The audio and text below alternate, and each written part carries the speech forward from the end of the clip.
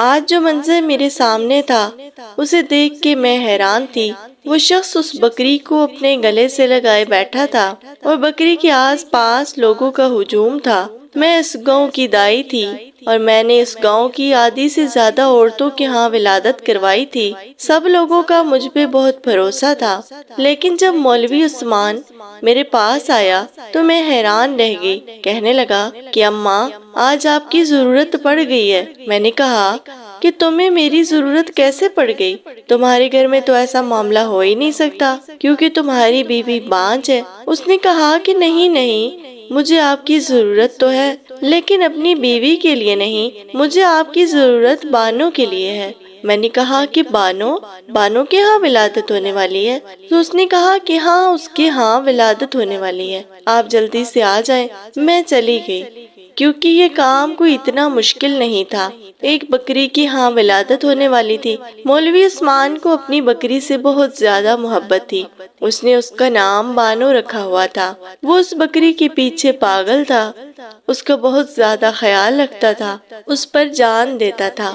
سردیوں میں اس کے کپڑے بھی بنایا کرتا تھا۔ اس کے لیے الگ سے ایک کمرہ بنا رکھا تھا۔ سارے گاؤں کو پتا تھا کہ مولوی عثمان کی جان اس بکری میں بستی ہے اور یہ اس سے بہت زیادہ محبت کرتا ہے۔ کہتا تھا کہ جب سے بکری کو لے کر آیا ہوں تب سے میرے حالات بھی بدل گئے ہیں۔ بکری تھی بھی بڑی خوبصورت، لمبی سفید رنگ کی۔ اتنی اونچی بکری ویسے میں نے اپنی زندگی میں کبھی نہیں دیکھی تھی کیونکہ یہ اس کا خیال ہی بہت رکھتا تھا، اس لیے وہ اتنی بڑی تھی۔ میں بھی وہاں پر چلی گئی اور پاس جا کے بیٹھ گئی۔ مجھے پتا تھا کہ میرا زیادہ کام نہیں ہے، لیکن تھوڑی دیر کے بعد میری آنکھوں نے ایسا منظر دیکھا کہ قدموں تلے سے زمین نکل گئی۔ میں نے اسے کہا کہ یہ کیا معاملہ ہے؟ عثمان، پتہ کر کس کی حرکت ہے یہ؟ وہ خود حیران پریشان رہ گیا۔ اس کو تو نہ بات آئے نہ جائے کیونکہ اسے بھی یہ سب کچھ دیکھنے کی امید نہیں تھی، لیکن جب پتہ کیا گیا کہ یہ کس کی کارستانی ہے تو قدموں تلے سے زمین تو نکلنی ہی تھی، سر سے آسمان بھی اڑ گیا تھا، کیونکہ اب مولوی عثمان کبھی بھی خود سے نظریں نہیں ملا سکتا تھا، کیونکہ یہ کام صرف ایک کا نہیں بلکہ لوگ کہتے ہیں کہ ایک ماں کے جذبات صرف عورت میں نہیں ہوتے، لیکن کچھ مرد ایسے ہوتے ہیں جن کو اولاد پیدا کرنے کا بہت شوق ہوتا ہے۔ مولوی عثمان بھی ایسا ہی تھا، میرے ہی ہاتھوں پر پیدا ہوا تھا۔ اس کی ماں بڑی اچھی عورت تھی، اب اس دنیا سے جا چکی تھی۔ اس کے گھر میں اس کی ایک بیوی رہتی تھی جو بس مناسب سی عورت تھی، نہ کسی سے زیادہ بات کرتی، نہ کہیں آنا جانا رکھتی، اور اس کی وجہ یہ ہے کہ وہ بانجھ تھی، بچے پیدا نہیں کر سکتی تھی۔ اکثر میرے پاس آتی تھی، مجھ سے کوئی دوائی لے کر جاتی تھی کیونکہ میں اس گاؤں کی دائی تھی۔ میں نے اسے کہا تھا کہ تیرے ہاں امید نہیں ہونے والی، تو شہر جا کر ایک دفعہ اپنا چیک اپ کروا لے۔ آج کل شہری ڈاکٹروں نے بڑے بڑے طریقے نکالے ہیں، شاید تیرے ہاں بھی اولاد ہو جائے۔ لیکن وہ کہتی تھی کہ آپ کو تو پتا ہے ہم غریب لوگ ہیں اور مولوی عثمان کبھی بھی مجھے شہر لے کر نہیں جائے گا، اتنے پیسے بھی نہیں ہیں ہمارے پاس۔ بس یہ معاملہ اسی طرح چل رہا تھا جب وہ بدبخت کہیں سے ایک بکری کا بچہ لے آیا۔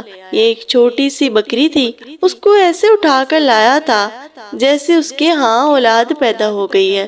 اس نے اس کا نام بانو رکھ دیا اور پھر پورا دن اس بکری کی دیکھ بھال کرتا رہتا، اس طرح سے پالتا تھا اس کو جیسے اس کی اپنی اولاد ہے۔ وقت کے ساتھ ساتھ بکری بھی بڑی ہو گئی اور اب دودھ بھی دیتی تھی۔ میں بڑی عورت تھی، میں نے اسے کہا تھا کہ پاؤ بھر دودھ میرے لیے رکھ دیا کر، اور وہ ایسا ہی کرتا تھا۔ لیکن آج اس کی حالت دیکھ کر میرا کلیجہ بھی منہ کو آ رہا تھا۔ بیچارہ ایسے بیٹھا تھا سر پکڑ کے کہ جیسے یہ سب کچھ اس کی اپنی بیٹی یا بیوی کے ساتھ ہوا ہے۔ جب صبح صبح میری آنکھ کھلی تو دروازے پہ کھڑا دستک دے رہا تھا، کہنے لگا کہ میری بکری کے ہاں ولادت ہونے والی ہے۔ میں نے کہا کہ تیری بکری تو اکیلی ہے۔ کہنے لگا یہ تو مجھے نہیں پتا خالہ، لیکن آپ میرے ساتھ چلیں، مدد کی ضرورت ہے۔ پہلے جب اس نے دروازہ کھٹکھٹایا تو مجھے لگا کہ کوئی معاملہ اور ہے، لیکن پھر میں جانتی تھی کہ اس کی بیوی کے ہاں تو ولادت ہو نہیں سکتی اور وہ اپنے شوہر کو پسند بھی نہیں کرتی تھی، کہتی تھی کہ ماں باپ نے زبردستی شادی کروا دی ہے۔ وہ لڑکی اچھی تھی لیکن آہستہ آہستہ اس نے آنا جانا کم کر دیا، کیونکہ یہ گاؤں تھا، یہاں پر کسی عورت کا بانجھ ہونا بہت بڑا گناہ سمجھا جاتا تھا۔ مجھے اپنے ساتھ لیے کمرے میں داخل ہوا۔ یہ کمرہ اس نے بانو کے لیے ہی بنا رکھا تھا۔ وہ وہاں پر بیٹھی کچھ بیمار سی لگ رہی تھی۔ میں نے کہا کہ دیکھ، یہ میرا کام ہے نہیں، لیکن وہ جو جانوروں کا ڈاکٹر ہے نا، وہ یہ گاؤں چھوڑ کے چلا گیا ہے، اس لیے چل میں تیری تھوڑی بہت مدد کر دیتی ہوں۔ میں وہاں جا کر بیٹھ گئی اور میں نے اپنا حقہ بھی اپنے پاس رکھ لیا۔ مجھے کیا پتا تھا کہ آج میری زندگی کا عجیب و غریب دن ہے، مجھے کچھ ایسا دیکھنے کو ملے گا کہ میں حیران رہ جاؤں گی۔ میں نے اس سے کہا کہ تو باہر چلا جا، اور میں نے حقہ پینا شروع کر دیا۔ جب تھوڑی دیر کے بعد مجھے اپنے آس پاس سے کسی نومولود بچے کی رونے کی آواز آئی، میں تو حیران رہ گئی۔ میں نے کہا کہ یہ آواز کہاں سے آ رہی ہے؟ کہیں یہ آواز میرے دماغ میں تو نہیں گونج رہی؟ اتنی عورتوں کے بچے پیدا کروائے تھے کہ ایسا لگتا تھا کہ یہ سب اب میرے ساتھ روز ہی ہوتا ہے، لیکن جب آنکھیں مل کر ایک طرف دیکھا تو حیران رہ گئی۔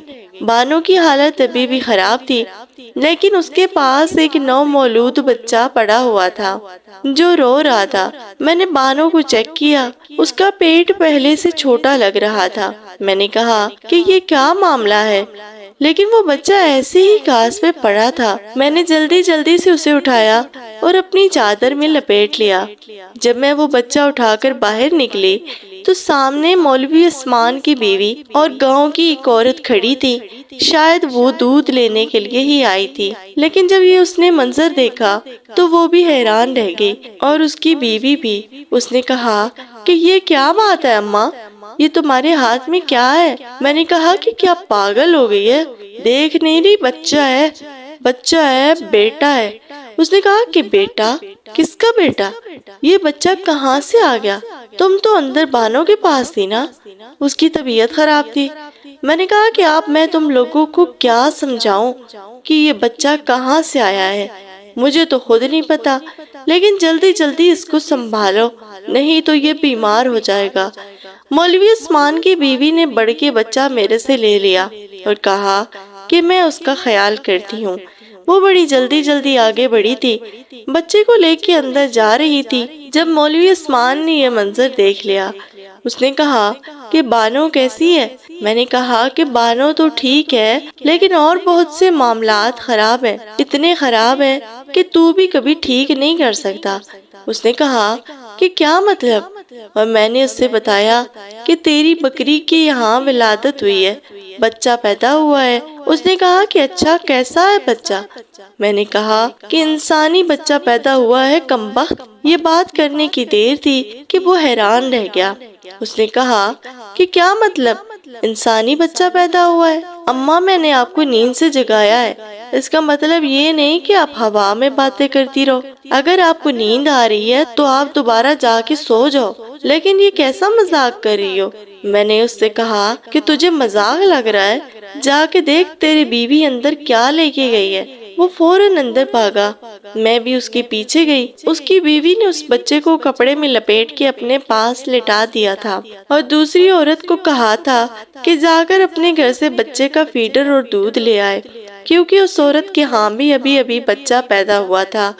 وہ فیڈر اور دودھ لے آئی، بچہ بالکل ٹھیک ٹھاک تھا۔ میری نظر بڑی تیز تھی، میں ان کی نظر میں دیکھ کے بتا دیتی تھی کہ بچے کو کوئی مسئلہ ہے یا نہیں۔ وہ تو دودھ پی کر سکون سے سو گیا، لیکن اب اس گھر کے لوگوں کا سکون برباد ہونے والا تھا۔ مولوی عثمان تو زمین پہ بیٹھ گیا اور اپنا سر پیٹنے لگا۔ اس نے کہا کہ یہ کون سا زمانہ آ گیا ہے، یہ کیا ہو گیا؟ مجھے تو کچھ سمجھ نہیں آ رہا۔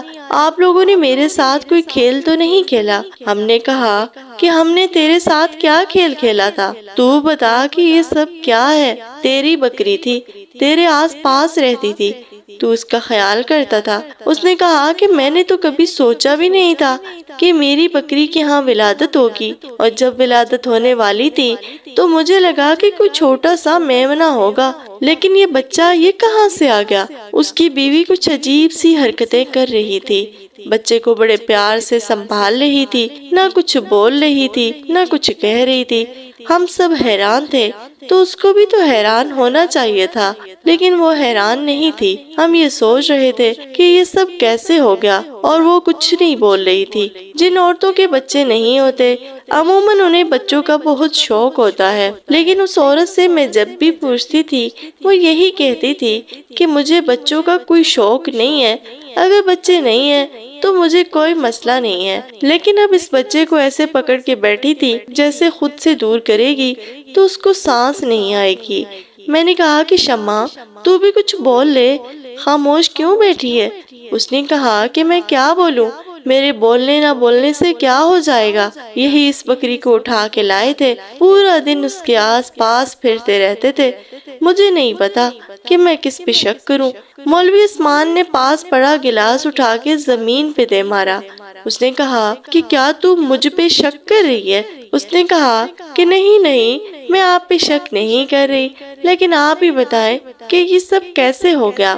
یہ سب قدرت کے خلاف ہے، اگر ایسا ہوا ہے تو یہ کسی کی بہت بڑی سزا ہے۔ مولوی عثمان نے کہا کہ اس بچے کا کیا کرے؟ اس سے پہلے کہ میں کچھ بولتی، شمع کہنے لگی کہ بچے کو میرے پاس ہی رہنے دے، اللہ نے ہمیں اولاد نہیں دی، بس یوں سمجھے کہ ہمیں اولاد مل گئی ہے۔ آپ کو کتنی دفعہ سمجھایا میں نے، کتنے جھگڑے کیے آپ سے، لیکن آپ نے کبھی میری بات نہیں مانی۔ اب یہ اولاد ہمارے دروازے پہ آ گئی ہے، ہم ہی اس کو پالیں گے۔ مرد کے اندر بہت صبر ہوتا ہے، لیکن جب اس کا صبر جواب دے جاتا ہے تو وہ خاموش ہو جاتا ہے۔ مولوی عثمان کے ساتھ بھی یہی سب ہو رہا تھا، وہ خاموش ہو گیا اور اٹھ کے وہاں سے چلا گیا۔ اس کی بیوی کہنے لگی کہ اس نے مجھے کبھی سنجیدہ لیا ہی نہیں، نہ میرا علاج کرایا، نہ میرے لیے دعا کی، نہ مجھے کہیں دم کروانے لے کر گیا۔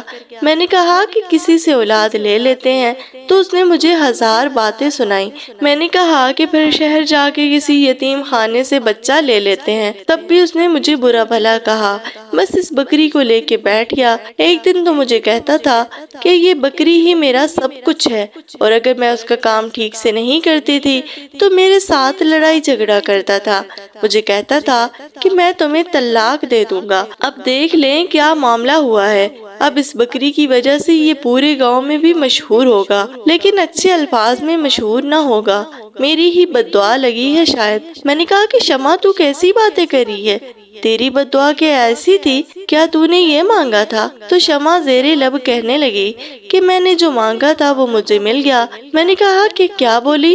تو اس نے کہا کہ میں کہہ رہی ہوں کہ مجھے یہ بچہ مل گیا، بس کافی ہے، میں نہیں جاننا چاہتی کہ یہ بچہ کیسے اس دنیا میں آیا، اس کا باپ کون ہے، بس میں اس کو پالوں گی اور اپنے پاس رکھوں گی۔ میں اپنے گھر چلی گئی۔ مولوی عثمان کی ماں میری بہت اچھی سہیلی تھی، اسی لیے مجھے خالہ کہتا تھا، کبھی اماں کہتا تھا تو کبھی خالہ۔ شام ہوئی تو وہ میرے گھر آ گیا، بڑا پریشان تھا۔ اس نے کہا کہ ایک بری خبر ہے۔ میں نے کہا کہ کیا بری خبر ہے؟ کہنے لگا کہ بانو اس دنیا سے چلی گئی ہے، ابھی ابھی دفن کر کے آیا ہوں۔ میں نے کہا کہ مجھے بڑا افسوس ہوا۔ وہ پھوٹ پھوٹ کے رونے لگا۔ اس نے کہا کہ میری بکری بھی اس دنیا سے چلی گئی اور میرے ساتھ یہ عجیب معاملہ بھی ہو گیا۔ اس نے کہا کہ پورے گاؤں میں یہ بات پھیل جائے گی، کیا بنے گا؟ سمجھ نہیں آ رہا کہ کیا کروں، یہاں سے بھاگ جاؤں، لیکن اگر بھاگوں تو کیا اس بچے کو لے کے بھاگوں؟ میں نے کہا کہ دیکھ، اس میں بچے کا کوئی قصور نہیں ہے، تیری بیوی کے ہاں اولاد نہیں ہے، وہ اس کو پال لے گی، اس کا بھی وقت گزر جائے گا، تم لوگوں کی آدھی زندگی تو گزر گئی ہے، بچے نہیں ہوئے، اب اللہ نے شاید اسی طرح بچہ دینا تھا۔ تو اس نے کہا کہ نہیں، میں یہ سب کچھ ایسے نہیں چھوڑ سکتا، مجھے پتہ لگانا ہے کہ کس کی کارستانی ہے، کس نے کیا میری بکری کے ساتھ یہ سب کچھ، کیونکہ جس نے بھی یہ کیا یہ اس کے گناہ کی سزا ہے، ہمارے گناہوں کی سزا نہیں ہے۔ ہم نے کون سا گناہ کیا تھا؟ میں نے اسے کہا کہ مجھے ایک معاملہ لگتا ہے، مجھے ایسا لگتا ہے کہ یہ بچہ تیری بیوی کا ہی ہے، لیکن شاید تجھ سے نہیں ہے۔ اس نے کہا کہ کیا مطلب اماں؟ آپ یہ بات ہوا میں نہیں کہہ سکتی، آپ یہ بات ہوا میں نہیں کر سکتی، آپ کے پاس ثبوت ہونا چاہیے۔ میں نے کہا کہ ثبوت تو یہی ہے کہ وہ اس بچے سے بہت زیادہ محبت کر رہی ہے، اسے گلے سے لگا کے بیٹھی ہے، چھوڑ ہی نہیں رہی، ایسی محبت تو صرف اسی ماں کو ہوتی ہے جس نے خود بچہ جنم دیا ہوتا ہے، اور ماں کی محبت اس پر اور بڑھ جاتی ہے جب بچہ اس کی گود میں آ جائے۔ تجھے یہ سب کچھ عجیب نہیں لگتا کہ نہ وہ کچھ بول رہی تھی نہ کچھ کہہ رہی تھی، بس اس بچے کا خیال رکھ رہی تھی؟ مولوی عثمان نے کہا کہ پتہ نہیں، مجھے نہیں پتا کہ اس کا رویہ عجیب تھا یا نہیں، لیکن اگر وہ ماں بننے والی تھی تو مجھے پتا کیوں نہ چلا؟ میں نے کہا کہ تیری بیوی بھاری بھرکم وجود کی عورت ہے، ارے وہ ماں بننے والی ہو تو تجھے کیا تیرے پورے خاندان کو پتہ نہ چلے؟ اور پھر تو پچھلے دنوں تبلیغ پہ بھی تو گیا ہوا تھا نا، یاد ہے نا تجھے؟ اور پرسوں ہی واپس آیا تھا۔ مولوی عثمان سوچنے لگا، اس نے کہا کہ ہاں بات تو سچ ہے، میں تبلیغ پہ گیا تھا اور پرسوں ہی واپس آیا ہوں۔ میں نے کہا کہ میرا بھی تجربہ ہے، یہ بچہ ایک دن کا نہیں ہے، یہ کم سے کم بھی 4-5 دن کا ہے۔ مولوی عثمان نے کہا کہ اگر یہ سب کچھ میری بیوی نے کیا ہے تو پھر بانو کو مارنے کی کیا ضرورت تھی؟ اس نے اسے کیوں مار ڈالا؟ میں نے کہا کہ تاکہ کہانی بن سکے، تو بانو کو چھوڑ دے، وہ اب اس دنیا سے چلی گئی ہے، لیکن تو پتہ کر کہ یہ بچہ تیری بیوی کا ہی ہے یا نہیں۔ وہ کہنے لگا کہ میں کیسے پتہ کر سکتا ہوں؟ میں نے کہا کہ تو پتہ نہ کر، میں ہی پتہ کر لوں گی، لیکن اس میں تھوڑا وقت لگے گا۔ مجھے یقین تھا کہ یہ عورت شمع جھوٹ بول رہی تھی، یہ بچہ اسی کا تھا جو اس نے کسی اور مرد کے ساتھ پیدا کیا اور پھر اسے یہاں پہ رکھ کے کہانی بنا رہی تھی، کیونکہ کبھی کبھی ایسا ہوتا ہے کہ عورت کو ایک مرد سے اولاد نہیں ہوتی، لیکن اگر وہ دوسرے مرد سے شادی کرے تو اولاد ہو جاتی ہے۔ مرد کے معاملے میں بھی تو ایسا ہوتا ہے کہ ایک بیوی سے بچے نہیں ہوتے لیکن دوسری بیوی سے بچے ہو جاتے ہیں، یا ایک بیوی سے بچے نہیں ہوتے تو پھر دوسری بیوی سے بیٹا ہو جاتا ہے۔ یہ تو ہمارے معاشرے میں ہوتا ہی رہتا ہے، یہ تو کوئی انہونی بات نہیں ہے۔ میں اب کسی طرح شمع کو دیکھنا چاہتی تھی، اس کی وجود کا جائزہ لینا چاہتی تھی، کیونکہ میرا یہی کام تھا۔ میں تو عورت کی چال دیکھ کے بتا دیتی تھی کہ اس کو کون سا مہینہ چل رہا ہے۔ میں جا کے اس عورت کے پاس بیٹھ گئی۔ میں نے کہا کہ تجھے بچوں کا تجربہ نہیں ہے تو میں تیری مدد کرنے آ گئی ہوں، بچہ ٹھیک تو ہے نا؟ اس نے کہا کہ کیوں نہ ٹھیک ہوگا۔ اپنی شمع کی زبان کچھ بولتے بولتے رک گئی۔ وہ کیا کہنا چاہتی تھی کہ اپنی ماں کے پاس ہے اس لیے بچہ ٹھیک ہے۔ میں نے اسے کہا کہ تھوڑی دیر کو بچہ مجھے دے دے اور جا کر میرے لیے ایک کپ چائے بنا لا۔ میں دیکھنا چاہتی تھی کہ کیا اس کی چال میں کوئی فرق ہے۔ دوسری طرف مولوی عثمان باہر نکل گیا تھا، وہ یہ پتہ کرنا چاہتا تھا کہ یہ معاملہ کیسے ہوا ہے۔ وہ آس پاس محلے کے لوگوں سے پوچھ گچھ کر رہا تھا، لوگوں سے پوچھ رہا تھا کہ میرے گھر میں کوئی داخل ہوا تھا کیا؟ جن کے بکرے تھے ان سے جا کر بات کر رہا تھا۔ لوگ اس کو بدلے میں اور بھی باتیں سنا رہے تھے، لیکن اس نے یہ جاننے کی ٹھان لی تھی کہ آخر معاملہ کیا ہے، اور ادھر میں اپنی تفتیش میں مصروف تھی، لیکن میرا اندازہ غلط نکلا۔ شمع کو دیکھ کر ایسا نہیں لگ رہا تھا کہ اس نے اتنی جلدی کوئی بچہ پیدا کیا تھا، وہ بالکل ٹھیک ٹھاک پھر رہی تھی۔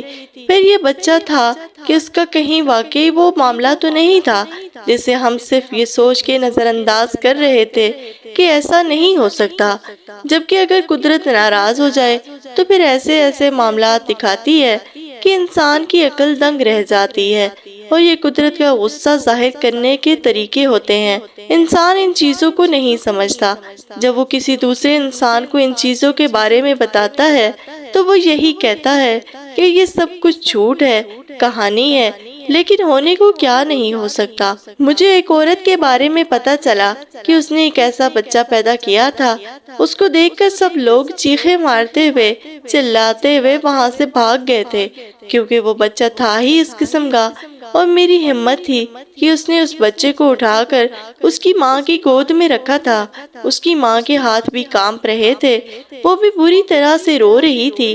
سب لوگ کہتے تھے کہ اسے سزا ملی ہے کیونکہ اس نے اپنی چارپائی پر پڑی ہوئی ساس کی خدمت نہیں کی تھی، بلکہ ہمیشہ ان کو برے الفاظ میں پکارتی تھی، غصہ کرتی تھی، ان کے کام نہیں کرتی تھی، اور پھر اس کی ساس اسی طرح چارپائی پر دم توڑ گئی تھی۔ وہ بچہ بھی اس دنیا میں زیادہ عرصے تک نہیں رہا، لیکن اس عورت کو بدل گیا۔ اس کے بعد وہ بہت نیک عورت بن گئی تھی، اپنے شوہر کا خیال کرتی تھی اور گاؤں والوں کا بھی کام کیا کرتی تھی۔ مفت میں لوگوں کے پاس چلی جاتی تھی اور ان کی مدد کروانا شروع کر دیتی تھی۔ خیر اب تو وہ بھی یہ گاؤں چھوڑ کے جا چکے تھے۔ شمع بچے کا بہت اچھے سے خیال رکھ رہی تھی۔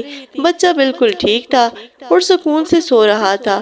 میں واپس اپنے گھر آ گئی۔ جب مجھے ایک عورت بلانے کے لیے آئی، اس نے کہا، اماں وہ سلیمہ کی بیٹی ہے نا، اس کی طبیعت خراب ہو گئی ہے، ذرا آپ چلیں۔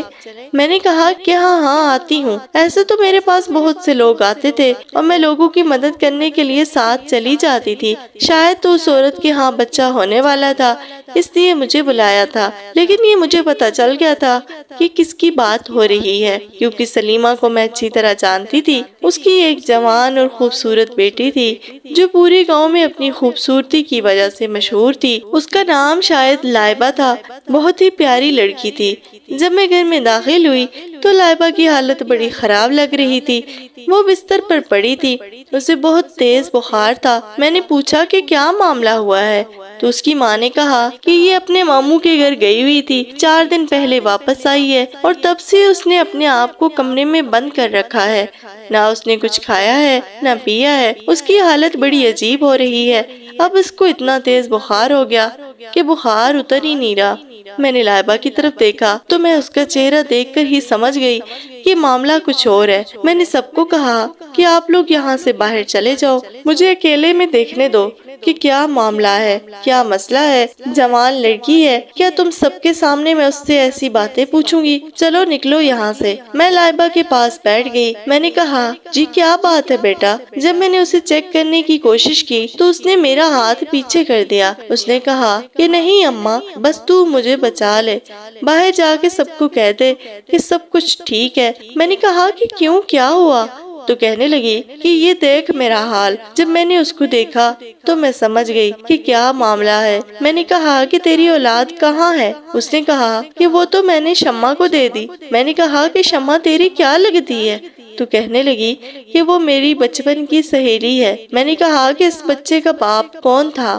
تو لائبہ نے سر جھکا لیا۔ اس نے کہا کہ اس بچے کا باپ جو بھی تھا اس کے ساتھ میرا کوئی جائز رشتہ نہیں تھا۔ وہ پیچھے کارخانہ بن رہا ہے نا، ادھر کا افسر تھا۔ وہ بہت خوبصورت آدمی تھا، اسے تو یہاں سے گئے ہوئے 10 مہینے ہونے والے ہیں، وہ تو چلا گیا یہاں سے۔ میں ہی اس کے عشق میں پاگل ہو گئی تھی اور یہ بات میں نے صرف شمع کو ہی بتائی تھی۔ شمع کو ہی پتا تھا کہ میرے ہاں اولاد ہونے والی ہے۔ جب میرے ہاں اولاد ہونے والی تھی اور کچھ مہینے اوپر ہوئے تو میں بہانہ کر کے اپنے ماموں کے گھر چلی گئی۔ آپ کو پتا ہے نا، میرے ماموں کی آنکھوں میں بینائی نہیں ہے، ان کی ایک بیٹی ہے اور اسے یہ سب کچھ چھپانا آسان تھا۔ وہ بے وقوف سی ہے، لیکن پھر مجھے شمع نے کہا کہ تو واپس آ جا، ہم اس معاملے کو سنبھال لیں گے۔ اور جب میں یہ بچہ بانو کے پاس رکھنے کے لیے آئی تو آپ حقہ پی کے سو رہی تھی۔ اماں آپ کو پتا ہی نہ چلا کہ یہ سب کچھ کیسے ہوا۔ بانو کے ساتھ ہم نے کچھ نہیں کیا، اس کی طبیعت خود ہی خراب ہوئی تھی۔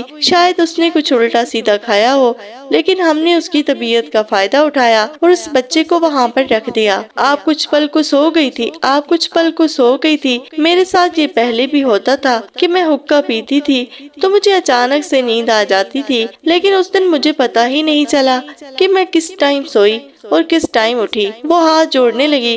اس نے کہا کہ میں نے اپنی سہیلی کی مدد کی ہے اور اس نے میری مدد کی ہے، بس آپ باہر جا کے کہہ دو کہ مجھے بخار ہے اور کوئی دوائی وغیرہ دے دو تاکہ میں ٹھیک ہو جاؤں، کیونکہ میرے ساتھ جو برا ہونا تھا وہ تو ہو ہی چکا تھا۔ میں اس بچے کو نہیں پال سکتی تھی، پر شمع اس کو اچھے طریقے سے پال لے گی۔ یہ بات سن کر میں حیران رہ گئی۔